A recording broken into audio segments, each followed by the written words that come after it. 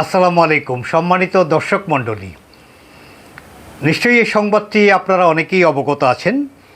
তিস্তা প্রকল্পে চীনের সমর্থন ও সম্পৃক্ততা চেয়েছে বাংলাদেশ এবং বেইজিংয়ে উভয় দেশের পররাষ্ট্রমন্ত্রীদের সঙ্গে বৈঠকের পরেই এই সংবাদ শিরোনাম আমাদের সামনে এসেছে।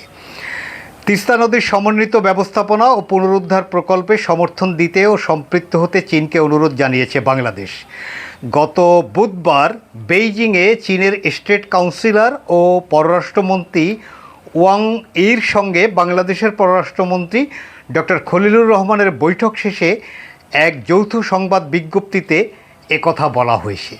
নিশ্চয়ই বাংলাদেশের জন্য এটি একটি গুরুত্বপূর্ণ সংবাদ এবং তিস্তা নিয়ে যে দীর্ঘদিনের বঞ্চনা, দীর্ঘদিনের ভারতের একটা অপ্রতিবেশী সুলভ আচরণ এবং শত্রুতামূলক আচরণ, তার পরিপ্রেক্ষিতে এই ধরনের একটা কর্মকাণ্ডের এই অগ্রগতি বাংলাদেশের জন্য এটা নিশ্চয়ই একটি সুসংবাদ। আমি প্রথমে এই তিস্তা মহাপরিকল্পনা যেটি নিয়ে কথা হচ্ছে চীনের সঙ্গে বাংলাদেশের, সেটি সম্পর্কে একটু প্রয়োজনীয় তথ্য আপনাদের দেই। এই মহাপরিকল্পনার অফিসিয়াল নেম হলো Teesta comprehensive management and restoration project. এটি চীনের কারিগরি এবং আর্থিক সহায়তায় বাংলাদেশ সরকারের একটি মেগা প্রকল্প।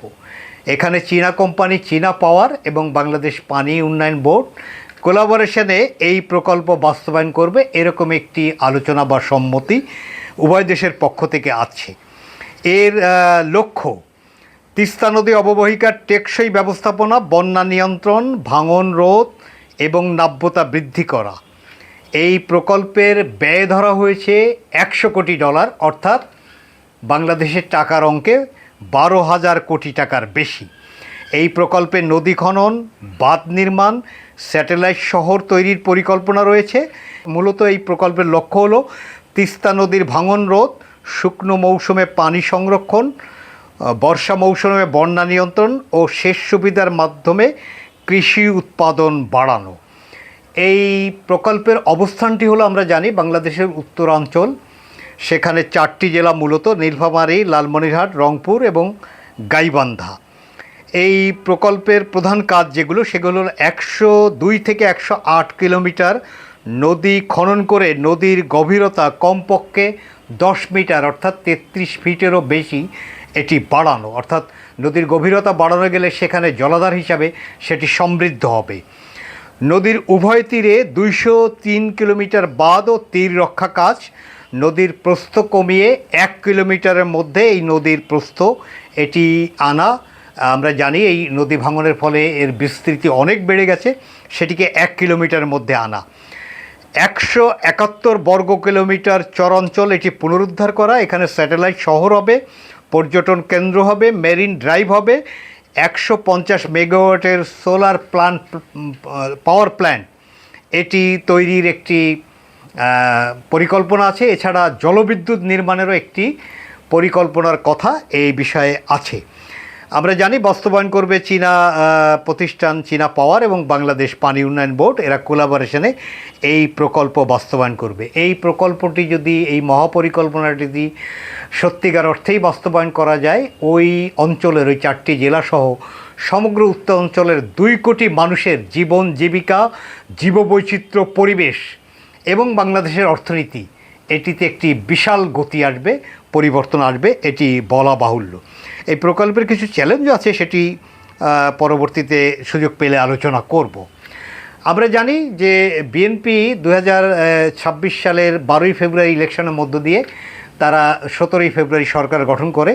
এই সরকার গঠনের 2.5 মাসের মধ্যেই বাংলাদেশের পররাষ্ট্রমন্ত্রী প্রথমবারের মতো তিনি চীনের পররাষ্ট্রমন্ত্রীর আমন্ত্রণে চীন সফর করেন। সেখানে নানা বিষয়ে কথা হয়। সবচেয়ে গুরুত্বপূর্ণ যে ইস্যুটি বাংলাদেশের পক্ষে ছিল, সেটি হলো এই তিস্তা মহাপরিকল্পনা। আমরা জানি যে এই পররাষ্ট্রমন্ত্রী সফরের পূর্বে তিনি সাংবাদিকদের প্রশ্নের জবাবে একটি গুরুত্বপূর্ণ কথা বলে গেছেন। তিনি বলেছেন, নির্বাচনের প্রতিশ্রুতির অংশ হিসাবে এই প্রকল্পটি বাস্তবায়নের উদ্যোগ নিতে চায় তারেক রহমানের সরকার। গত মঙ্গলবার তিনি চীন সফরে যাওয়ার আগে সাংবাদিকদেরকে যেভাবে বলেছেন, এটা আমাদের ওই অঞ্চলের মানুষের মরণ বাঁচনের বিষয়, এটা আমাদের মাননীয় প্রধানমন্ত্রীর অঙ্গীকার সেই অঞ্চলের সমস্যা সুরাহা করার, এবং এটা আমাদের সরকারের অঙ্গীকার। এই অঙ্গীকার আমরা পূরণ করব এবং চীন সফরে এই বিষয়টা আমরা নিশ্চয়ই আলোচনা করব। এটি চীন সফরে যাওয়ার পূর্বে পররাষ্ট্রমন্ত্রী খলিলুর রহমানের কথা। এই তিস্তা সম্পর্কে একটু তথ্য বলি। তিস্তা মূলত একটি আন্তর্জাতিক নদী।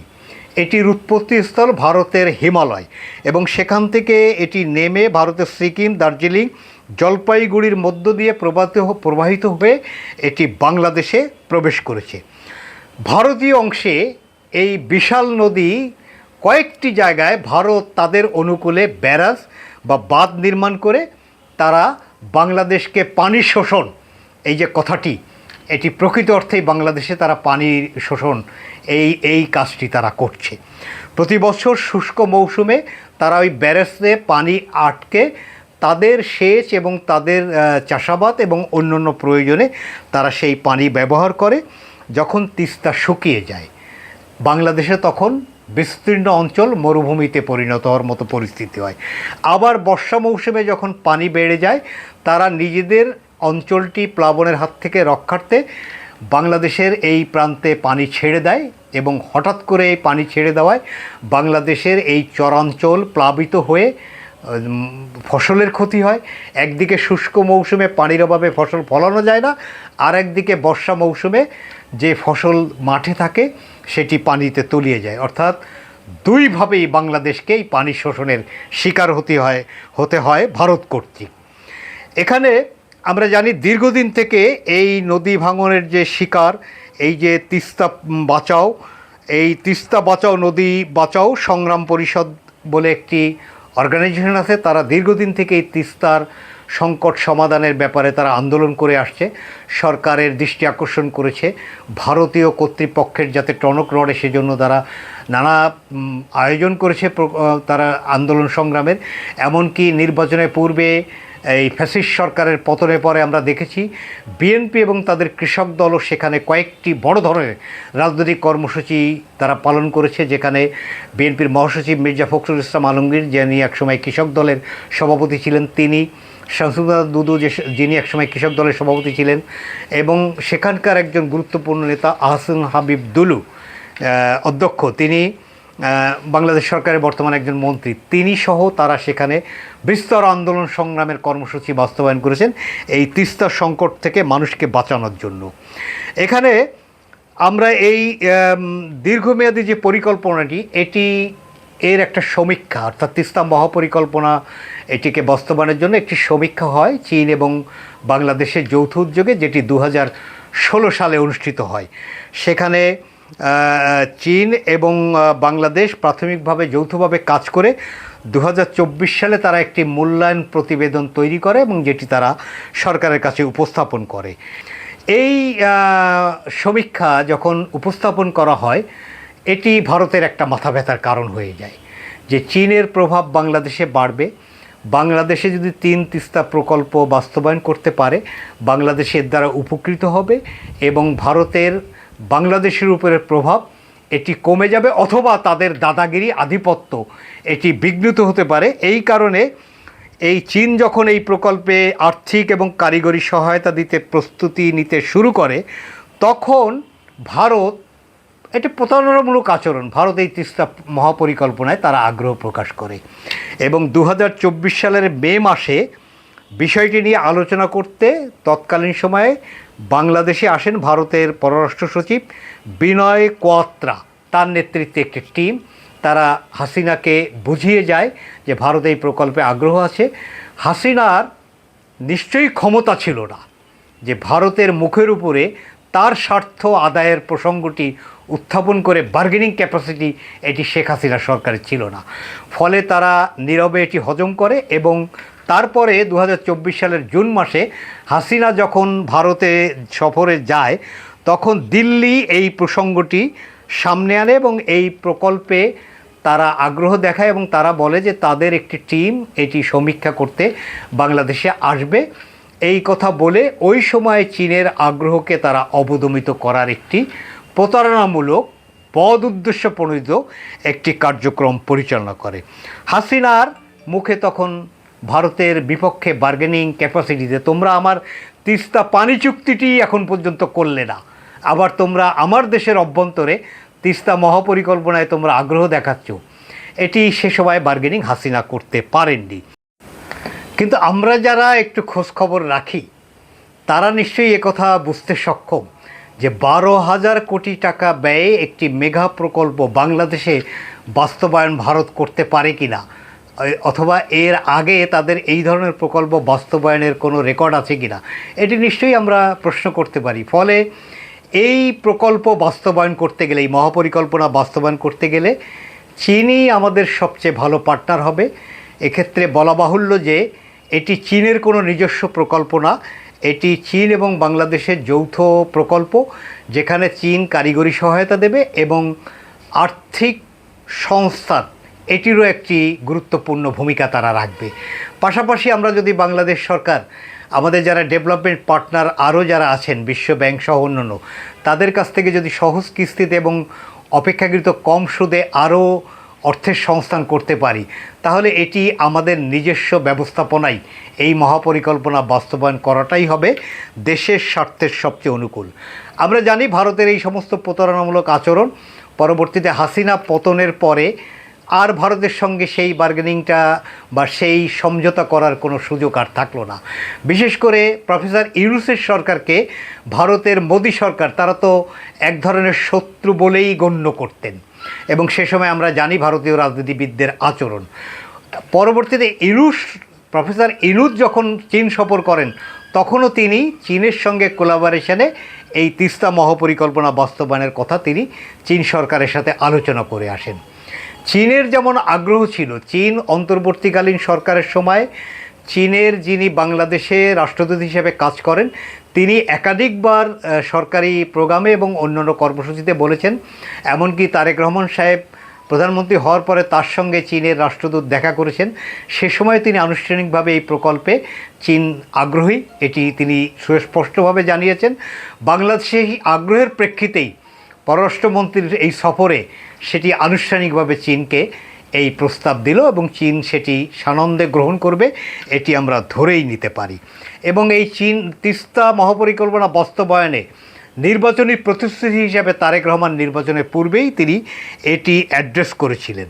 এখন দেখার বিষয় কত দ্রুত এই মহাপরিকল্পনা চীনের মাধ্যমে বাস্তবায়িত হয় এবং ভারত সেক্ষেত্রে কী ভূমিকা রাখে। অনেকেই মনে করেন যে ভারত রুষ্ট হতে পারে। ভারত তো আমাদের প্রতি কখনোই সন্তুষ্ট হওয়ার কোনো কাজ এ পর্যন্ত করেননি।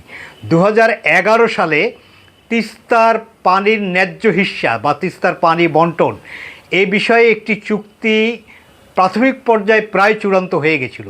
বাংলাদেশের পক্ষ থেকে তৎকালীন পররাষ্ট্রমন্ত্রী দীপু মনি তিনি তো বলেই ফেললেন যে এবারেই তিস্তা চুক্তি হতে যাচ্ছে। সে সময় ভারতীয় কর্তৃপক্ষ একটি ঠুনকো অজুহাত সামনে এনেছিলেন যে মমতা ব্যানার্জি পশ্চিমবঙ্গের যিনি মুখ্যমন্ত্রী তার আপত্তির কারণে তিস্তা পানি বন্টন চুক্তিতে ভারত পিছিয়ে যাচ্ছে। এটিও একটি প্রতারণামূলক আচরণ এবং শয়তানি আচরণ পরিষ্কার। তো এবার আমরা যুক্তি হিসেবে বলতে পারি মমতা ব্যানার্জির আপত্তি ছিল, এখন তো নতুন করে নির্বাচনে পশ্চিমবঙ্গে বিজেপি সরকার এসেছে, তাহলে আমরা নিশ্চয়ই ধরে নিতে পারি যে তিস্তার পানি বন্টন চুক্তিটি মমতা যেহেতু নাই, সেহেতু এবার বিজেপি সরকার এ বিষয়ে বাংলাদেশের সঙ্গে নিশ্চয়ই প্রতিবেশী সুলভ সদাচরণ করবে, এটি আমরা ধরেই নিতে পারি। চীন এই মহাপরিকল্পনায় অংশগ্রহণ করতে চায়, সম্পৃক্ত হতে চায়, অথবা বাংলাদেশ সম্পৃক্ত করতে চায়। এটি নিয়ে ভারতের এত মাথা ব্যথা কেন? কেন ভারত এত অরিড? তারও একটি কারণ আছে, আমি ছোট্ট করে একটু বলি। এ বিষয়ে বিস্তারিত বর্ণনা করার সক্ষমতা বা সেই শিক্ষা জ্ঞান আমার নেই, আমি ছোট্ট করে একটু বলি। চীনের এই বাংলাদেশের প্রতি বড় আগ্রহের কারণ হলো তাদের বেল্ট অ্যান্ড রোড ইনিশিয়েটিভ বা BRI প্রজেক্ট, এরকম এই প্রজেক্টের কিছু বিষয় বলে অনেক বিশ্লেষক মনে করেন যে চীন এই তিস্তা মহাপরিকল্পনায় অংশগ্রহণের জন্য এই কারণে আগ্রহী। BRI প্রকল্পের মাধ্যমে চীন এশিয়ায়, ইউরোপ এবং আফ্রিকা মহাদেশকে একই সুতায় গাঁথতে চাইছে। চীনের BRI প্রকল্পের আওতাধীন বাংলাদেশ, চীন, ভারত, মিয়ানমার অর্থনৈতিক করিডোর এর একটি বিষয় আছে। প্রস্তাবিত এই করিডোরের মাধ্যমে চীন তাদের দক্ষিণ পশ্চিমাঞ্চলের ইউনান প্রদেশকে মিয়ানমার এবং বাংলাদেশের মাধ্যমে ভারতের পশ্চিমবঙ্গের সাথে কানেক্ট করতে চায়। এটি চীনের আগ্রহ। তিস্তা প্রকল্প নিয়ে চীনের আগ্রহের কারণে ভারত যে অরিড, কারণ এই যে চীনের এই প্রকল্পটি ভারত সন্দেহের চোখে দেখে। ভারত মনে করে এই চীন তাদের বেল্ট অ্যান্ড রোড ইনিশিয়েটিভের মাধ্যমে ভারতকে চারপাশ থেকে ঘিরে ফেলতে চায়। ফলে এই ভূ রাজনীতিতে ভারত এবং চীনের যে পারস্পরিক মনস্তাত্ত্বিক দ্বন্দ্ব, সেখানেই একটা সংকট। তবে আমাদেরকেও মাথায় রাখতে হবে, আমাদের অবস্থা হচ্ছে সেই গরিবের সুন্দরী বউয়ের মতো, যাকে পাড়ার সকলেই ভাবি ডাকতে চায়। কিন্তু আমাদেরকে যেমন করে নিজেদের ইজ্জত আবরু ওই পাড়ার সুন্দরী গরিবের সুন্দরী বউয়ের মতো ইজ্জত আবরু রক্ষা করতে হবে, একই সঙ্গে কৌশলে একঘরে না হয়ে সকলের সঙ্গেই যার সাথে যেমন তেমন সম্পর্ক রেখে আমাদের জীবন প্রবাহ পরিচালিত করতে হবে। এই কাজটি বাংলাদেশ যত কৌশল এবং বুদ্ধিমত্তার সঙ্গে করবে, সেখানে বাংলাদেশের লাভবান হওয়ার সুযোগ আছে। বাংলাদেশে এখন একটি নির্বাচিত সরকার, আমরা ধরেই নিচ্ছি এই সরকারের মাজায় জোর আছে, এবং এই সরকারের প্রধানমন্ত্রী তিনি নির্বাচিত হওয়ার পূর্বে এই বিবিসির সাথে সাক্ষাৎকারে বলেছেন, ভারতের সাথে বাংলাদেশের বন্ধুত্বপূর্ণ সম্পর্ক নির্ভর করে ভারতের সৎ প্রতিবেশী সুলভ আচরণে। উভয় দেশের মর্যাদা এবং সম্মান এটা সংরক্ষণ করেই ভবিষ্যতের সম্পর্ক এটি বিনির্মিত হবে।